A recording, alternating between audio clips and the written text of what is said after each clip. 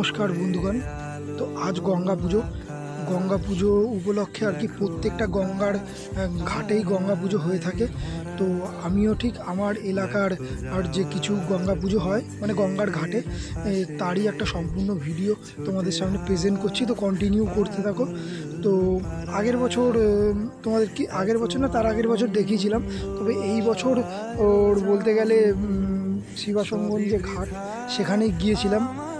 এবং বিকেলবেলাটা যেহেতু গিয়েছি, পুজোটা দুপুরের দিকে হয়ে গেছে। আর বিকেলবেলার দিকটায় যে এটা হচ্ছে ফাঁসিতলা ঘাট, তো ফাঁসিতলা ঘাটের হচ্ছে মা গঙ্গার যে বিসর্জনের প্রক্রিয়া সেটা কিন্তু শুরু হয়ে গেছে। তো সব মিলিয়েই একটা ছোটোখাটো ভিডিও ও এবং মা গঙ্গায় কিন্তু কিছু কিছু জায়গায় ভাসানের আগে কিন্তু তাকে গঙ্গায় যে ভ্রমণ সেটা কিন্তু একটা প্রক্রিয়া চালু হয় আর কি, মানে প্রক্রিয়া চলে বলা যায়। তো অনেক সবাই মিলে যে ভাসানের যে প্রক্রিয়া সেটা কিন্তু সম্পূর্ণ হতে যাচ্ছে। তো গঙ্গা পুজো নিয়ে বেশি কিছু আর বলার নেই।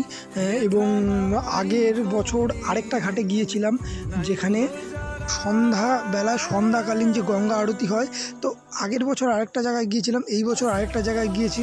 তার ফলে আগের বছরের যে ভিডিওটা মানে যে গঙ্গা আরতিটা সেটা এই বছর কভার করা হয়নি। তো সব মিলিয়ে মিশিয়েই একটা ভিডিও, আশা করছি তোমাদের ভালো লাগবে।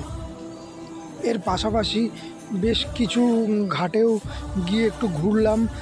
এবং দেখো শিবাসঙ্গন ঘাটে কিন্তু যে কিছু কিছু জায়গায় গঙ্গা পুজো হয় গঙ্গার ঘাটে বাদেও, সেই সব জায়গার ঠাকুরগুলো কিন্তু গঙ্গার ঘাটে আনা হয়েছে। এখন বিসর্জনের যে প্রক্রিয়া সেটা হচ্ছে এবং গঙ্গার পাড়টাকে কিন্তু মানে বাঁশের ব্যারিকেড দিয়ে একটা বাঁধিয়ে দেওয়া হয়েছে, যার ফলে কোনো অঘটন বা দুর্ঘটনা না ঘটে সেই দিক থেকে সতর্ক।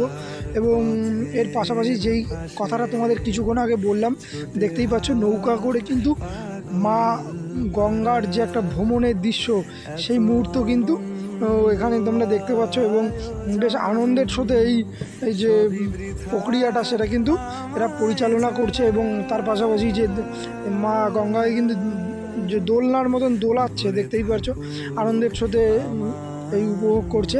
তো এরকম একটা দুটো হয়ে থাকে।